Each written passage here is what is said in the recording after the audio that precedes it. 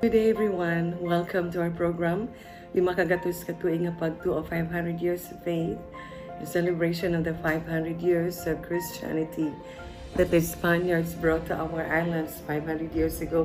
I apologize, akong boses, garob. I just came from an asthma and I have not really fully recovered, but I'm on my way to recovery. Please pray for me that I get back my old voice and fully recover from my asthma. Thank you so much. Dako nga salamat. So please bear with me. In the meantime, I'd like us to talk about justice. Ininhit aton episode yan na karay ko pag iristoryahan tayo unong hit. Justisya, justice. What is justice? No? Of course, kami ngaya diha korte, asya init amon mantra, no? To give justice for all. To give justice for all. What is justice? Well, we know it's one of the 4 cardinal virtues. Usain ang upat nga cardinal virtues nga pinangaranan ni St. Thomas Aquinas as justice, prudence, temperance, and fortitude. According naman to Aristotle, an iya version and upat nga cardinal virtues are justice, prudence, temperance, courage. No, instead of fortitude, he calls it courage. But they all mean the same thing. They are the cardinal virtues. They are the hinge, no, upon which the rest of the virtues, they are the principal habits upon which the rest of the virtues hinge, no. Amo iniraan pundasyon han nga tanan nga iba pa nga mga virtues nga mag-upay nga mga binuhatan. And what's really nice, no, about the cardinal virtues, like any other virtue, no, what is a virtue? These are repeated good acts. Mag-upay in nga mga binuhatan nga pasigi padayo natong gimbubuhat, pabalik-balik, paulit-ulit nating ginagawa. These are the virtues, no? Pag maupay hira. The opposite naman hit virtues, kung maraot nga at gimbubuhat, repeatedly, habitually, we call them vices, mga bisyo.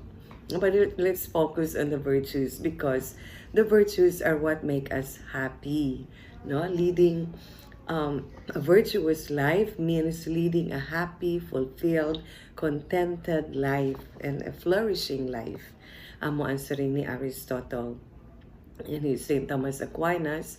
If we live a moral life, so these 4 cardinal virtues are what will help us live a moral life. And to live a moral life is to live a life in God.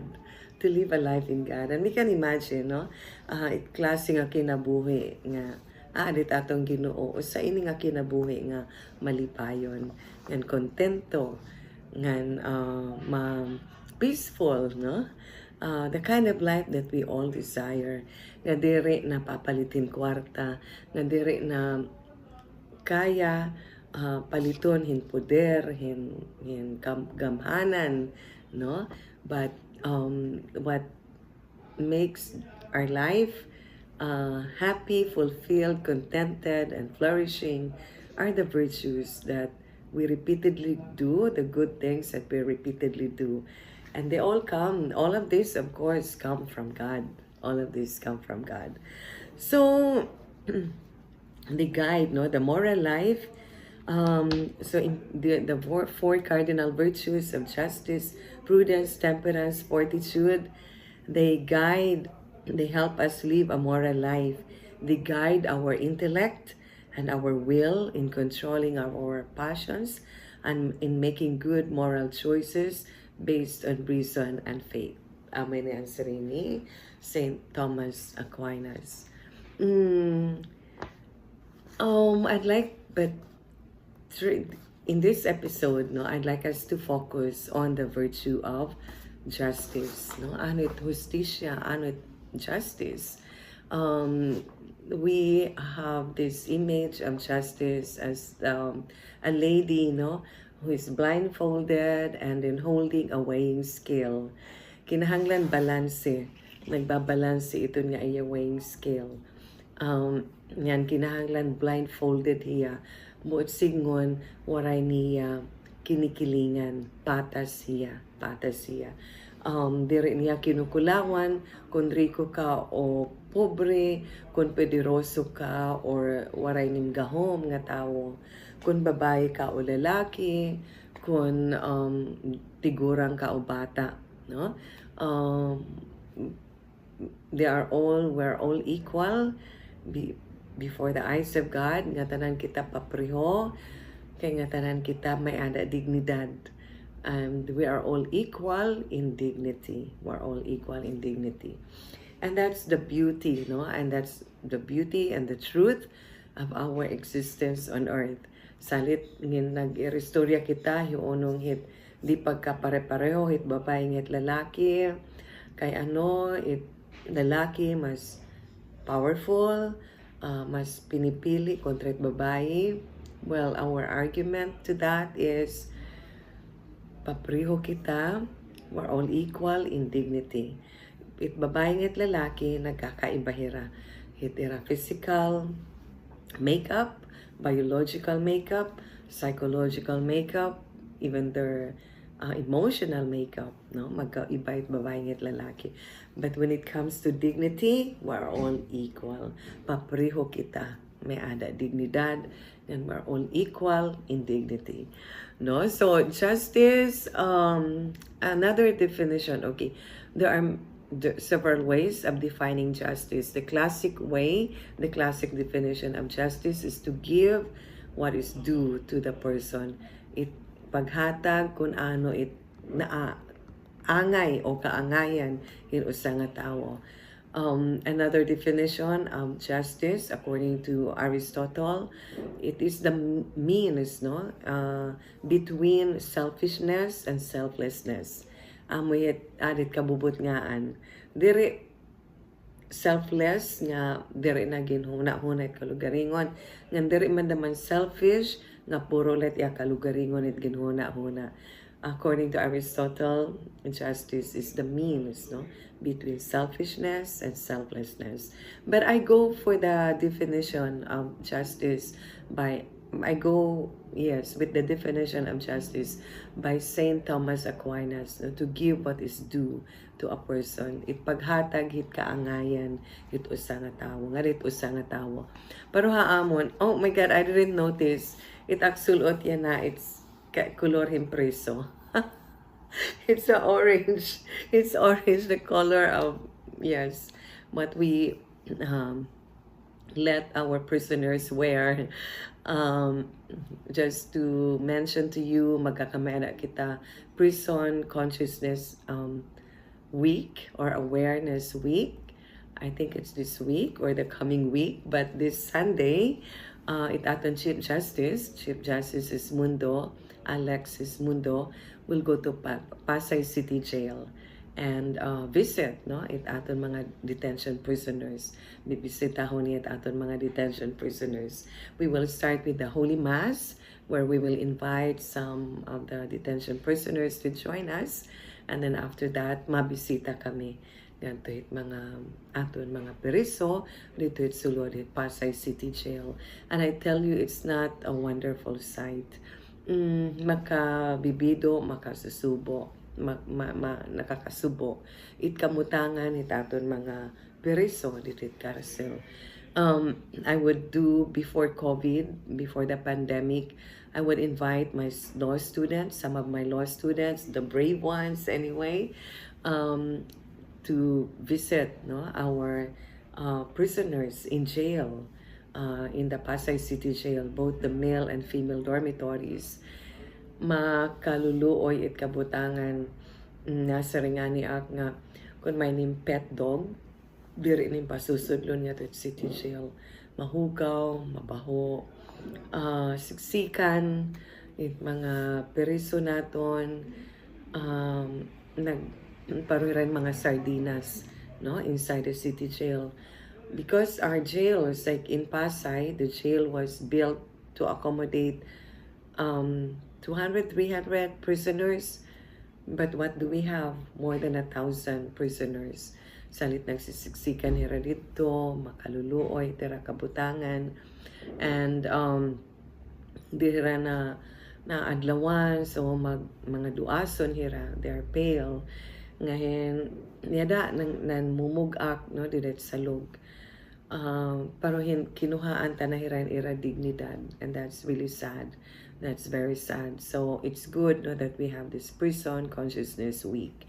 Some of them are guilty, maybe most of them, pero may damay taira ano sulod hit jail nga waray sila. Ginbutang-butangan hin sila o nahi lakipla, pero waray bawo sila. So it's a big injustice dako ini nga kakulangan in hustisya nga may ada mga inosente nga tawo nga ato sulod hit carousel, carousel, and there are many guilty people outside, no, outside freely roaming around, no, pero mga salaan bawo. So this is an injustice, no, because we're not giving what is due to the person. Kung itawo waray sala, diri ta angay piniperiso. Actually kadaman hit aday city jail, itira mga sala, itira mga krimen, pwede magpiyansa. They are available. Pwede hira maka experience, no, in temporary liberty. It problema, waray nira ipiriyansa. They don't have money for bail. That's why they are there, languishing in jail, habang nililitis yung kaso nila, habang dinidinig yung kaso nila. I wish we can do something about it. Kunda makabulig kita, matagan hirain hustisya, no? Because unang-una bisan kon may nira na buhat, for example, nga krimen, no? It at pagpa we should rehabilitate, no, the criminal. Buligan ta magbago, tutduan tahin maupay nga pamatasan, while of course punishing them for the crime that they committed.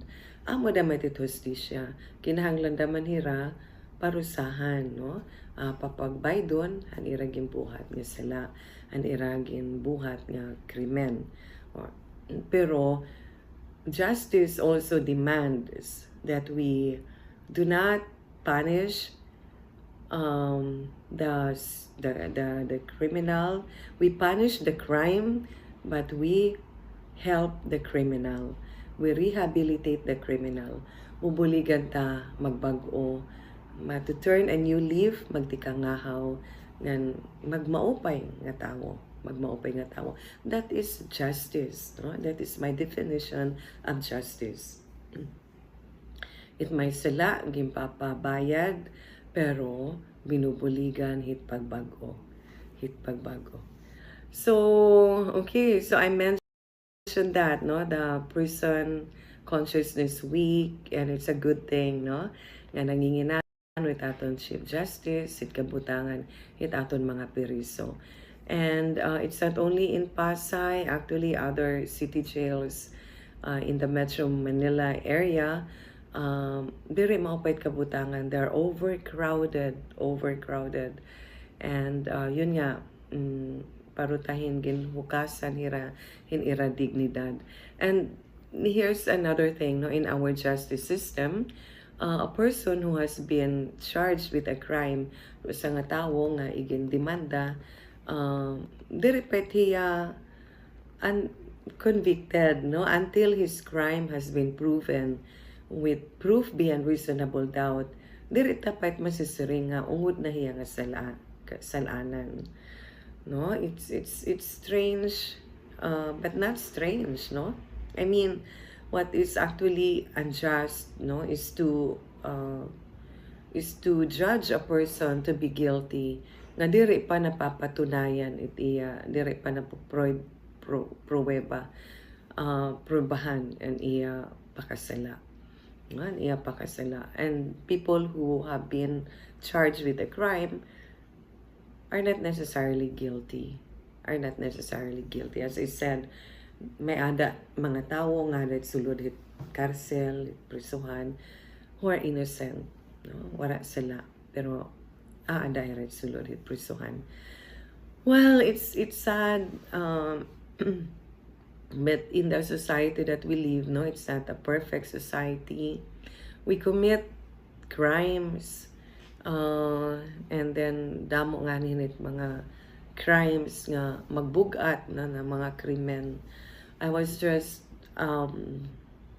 in the convention, nagkamayada kami convention, Philippine Judges Association convention last Monday, Tuesday, Wednesday. And then I met and iba-iba nga mga judges from all over the country.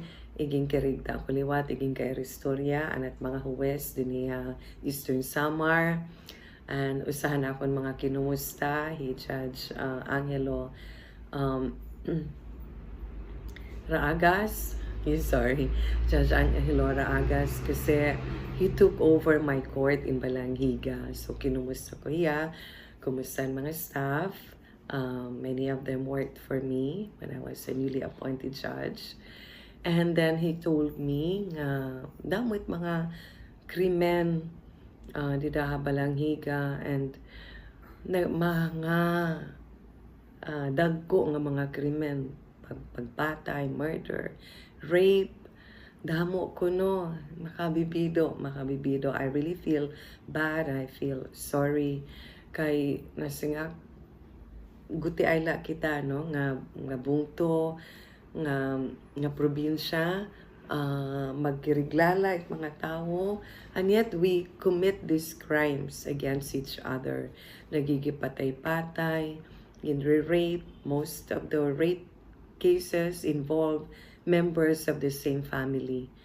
Nakakapanghina, makabibido, makasusubo, nakakasubo ini nga mga panhitabo. The thing is, like, why do we commit crimes, no? Because of our fallen nature. Magpakasasala kita nga tanan. Dirahan hanaton first parents, no, who committed the first act of disobeying God because they wanted to be like God. They wanted to be like God. Darahiton, we have all become wounded. We all have the inclination to sin, to commit a wrong, to commit a crime. And siringan akong daddy, and also as my favorite saint, Saint Jose Maria, it is only by the grace of God nga diri kita nagbubuhat hin krimen o hin magraot nga mga binuhatan. Grasya it Ginoo, it nabulig aton nga diri ta mabuhat ini nga mga magraot nga mga binuhatan, kundi buhaton ta kun ano't maupay. So wow, heavy, no? Heavy. Well, justice, I want us to talk about the justice of God, which is different from our justice. It aton hustisya din nakalibutan. Iba daman ito hustisya it atong Ginoo. And I believe nga it hustisya it atong Ginoo, it aton angay pagsubdon. Usa nga mga glaring example, no, kung hit difference of the justice of God versus the justice of man. Nasiring at diriha korte, kung ikaw maamin kahit imsala, no, if you confess to your crime, if you plead guilty to your crime, you will be punished, no? Kung ano mait nga imgimbuhat nga maraot, may ada corresponding penalty, kaperisuhan, fine, or both, no? Mabayad ka, mapiperiso ka, mabayad ka in fine. But if you confess your sins, your crimes to God, what does He do? Pinapasaylo kita atong Ginoo. And He tells us, pag tikangahaw, ayaw na buhatan, imaraw ng gimbuhat, and then go and sin no more. Go and sin no more. See the big difference between the justice of man and the justice of God. Wow. Madaliwat din hihan Biblia o sa liwat nga parable, kikitaon ta it diferensya, no? It justice, it Ginoo, ngayon justice, it tawo. And this is a parable of the laborers, of the workers, di ba? Timprano pa, adlaw, ang atong Ginoo nanguha nahin mga laborers. And then he told them nga, babaydan ko kamo, it iyo one day work, in usa nga denarios, no? Usa nga denaryo. Dako na adto nga kantidad adto nga mga panahon. And there were many nga iya nakuha nga mga trabahante nagtrabaho kay dako na adto nga kantidad for a day's work. So maupayin nga suhol, maupayin nga suhol. And then later in the day, towards the afternoon, mahuhumanan adlaw, may pa kinuha natong Ginoo nga mga workers, no? Siguro damo ang trabahoon para mahuman ang pagtrabaho, kinuha pa hiyan additional workers. And then what happened? At the end of the day, pagbayad na niya han mga workers, those who were hired in the early morning, those who were hired midday, han kabubot ngaan, han adlaw, and those who were hired at the latter part of the day, han mahuruman han adlaw, papreho aniya ibinayad haira usa nga denaryo. Usa nga denaryo. Hala, nagrereklamo na ang mga nagtrabaho di kang panaga. Kay parehot amon suhol. Kay parehot amon sweldo. Kami nagtrinabaho kami di kang panaga. Tapos ini nga kinuha niya pagtrabaho, yan na lang nga ti urod to, ngayon ang iba, yan na nga ti huruman at adlaw. Oo sala ni mihina, yan papariwat am suhol. This is not just, dirin humakaw. Hindi to makatarungan. Amon irareklamo natong Ginoo. Anan siringan natong Ginoo. Diba, han pagkuha ako ha iyo, amo na nagsabot nga babaydan ko kami usa nga denaryo for a day's work. And you agreed. Tinuyang kamo. Ini nga mga tawo nga akong kinuha later in the day and then towards the end of the day, amo damanan akong siring nga babaydan ko hirahin usa nga denaryo for the work that they do. No, who are you to question, no? My sense of justice. No? So, my God. I mean, syempre, kung ako daman to, mareklamo ako. Kay, mas binutlaw mas mamadamon ak na trabaho kontra haira, tapos parehot ang mga suhol. No? Again, that's the justice of God na diri pareho hit justisya hitawo. Diri pareho justisya hitawo. And we should be glad, we should be grateful. Pasalamat kita, no? Nga sugad hini it justisya it atong Ginoo. Nga bisan kun siguro ihatag ta nga ehemplo. Bisan kun muray kita, for example, paging close ha iya, tikanghan pagkathan katawo ta. Pero later in our life, midday, kabubot nga natong kinabuhi o nga dinahan tipa lunod na ang atong kinabuhi. We came close to Him. We worked for Him. Uusalan iya bayad parahan nga tanan nga nagtrabaho ha iya, naging close ha iya, hinigugma ha iya, nagserbisyo ha iya. Langit. It's the same for everyone. And that's so consoling. That is very, very consoling.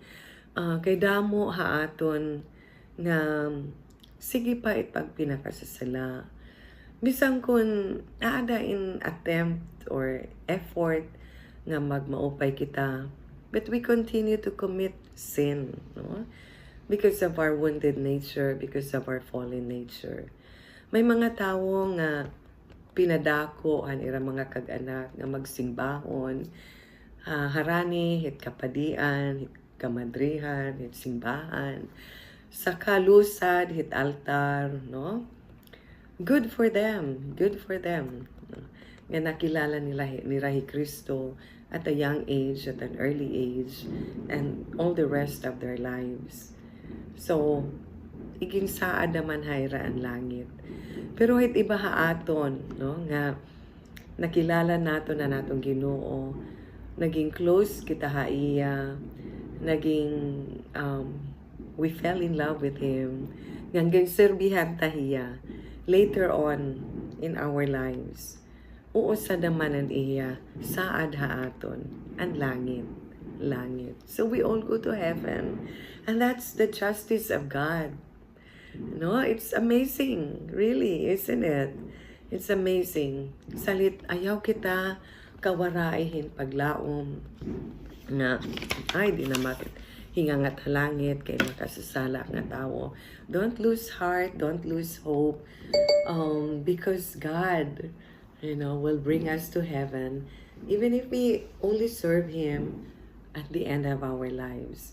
It importante nga makilala tahiya, kilaloon tahiya, higugmaon tahiya, pagserbihan tahiya. It doesn't matter how long. It doesn't matter how long. What matters is that we love Him, know Him, and serve Him. Diba? Asya yung antuduhato na naton catechism. And that's God. That is the justice of God. St. John Paul II, no? Justice is greater than man. In a certain sense, justice is greater than man. Greater than the dimensions of his earthly life. Greater than the possibilities of establishing in this life fully just relationships among all men and women. No mamadako haaton ito justisya.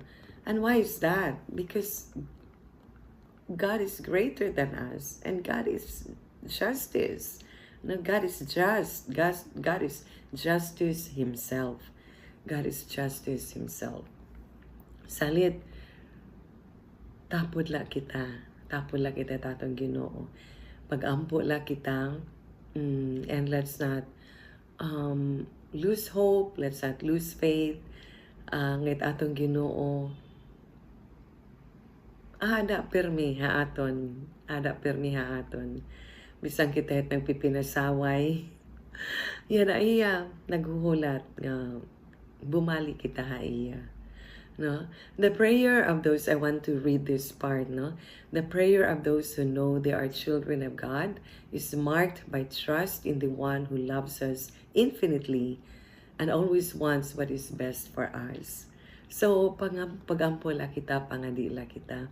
Kay pagampo it usang anak it Ginoo. It atong Ginoo is marked by trust in the one who loves us infinitely. At it pagtapod, and tawo, and atong Ginoo, nga nahigog mahaaton. Nga waray sukol iti paghigog mahaaton. And He always wants what is best for us. Itiyala karuyag, always, it atong kaupayan. So that also explains, right? Kay papreho iya isinuhon han mga laborers nga nagtikang han temprano pa han adlaw o nga hin adto nga nagtrabaho kabubot nga han adlaw nga han iba pa nga mga laborers nga iya kinuha almost towards the end of the day. Because God is greater than man. God is greater than man. So Jesus prayed, no, in the Garden of Olives, Father, if you are willing, remove this cup from me. Nevertheless, not my will, but yours be done. So faced with situations that we fail to understand fully and that perhaps cause us suffering, while trying to find solutions, we can tell God, let your justice be done and not mine. I know that I am in good hands and that in the end, everything will be for the best. This is a very beautiful prayer. Very, very beautiful. Bisan kun anit at hinmumutangan. Bisan kun anit kakurian nga at inaatubang. Masringla kita tatong Ginoo. Let your justice be done and not mine. Kunta itim hustisya asya it matuman. Asya it matuman. Dirit akon hustisya. Kay maaram ak that I am in good hands. maupay ta kinmumutangan, and that in the end, everything will be for the best. Ngahit katapusan, kinabuhi ko din nakalibutan, nga tanan para hit kaupayan. Because I am resting, no, in your hands, Lord. Beautiful. So this is justice. Kamaupay, di ba? Bisan kung may mga na-experience yung mga injustice, diniha kalibutan, diri papreho nga pagtratar, diri maupay nga kabutangan. But in the end, no, if we trust in God, if we call on Him, in the end we can say that everything will be for the best. So thank you once again for watching our program, Lima ka GATOS KATUIG nga PAGTOO of 500 years of faith, the celebration of the 500 years of Christianity that the Spaniards brought to our islands 500 years ago. Bye everyone. God bless.